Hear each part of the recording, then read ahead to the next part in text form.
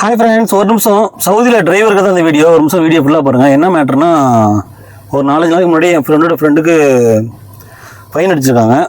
அது எப்படி நான் சொல்கிறேன். கிங்காலி ரோட்டில் எல்லாருக்கும் தெரியும், 120 ஸ்பீடில் போகணும்.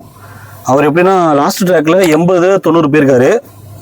போலீஸ்காரங்க மாமா இருக்காங்களே, கலர் மாமா, நம்ம நார்மலான வண்டி கிடையாது, நம்மள மாதிரியே வண்டி, கலர் வண்டி இப்போ போகிறாங்க, தெரியும் உங்களுக்கு எல்லாருக்கும்.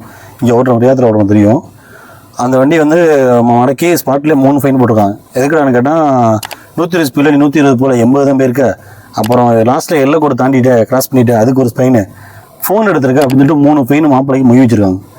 இது வந்து என்ன தெரியுது, ரோடு ஸ்பீடாக போகிற ரோட்டில் நம்ம ஸ்பீடாக போனால் தான் கேமரா அடிக்குன்னு நினச்சிட்டு இருக்கோம். அது கேமரா. நீங்கள் பொறுமையாக போனாலும் நாங்கள் வண்டியை வச்சு துரத்தி உனக்கு ஃபைன் போடுவோம்டா அப்படின்னு ஒரு குரூப் சுற்றுதீங்க. பார்த்து சேஃபாக இருங்க. நம்ம தான் கொஞ்சம் ஜாக்கிரதையாக இருக்கணும்.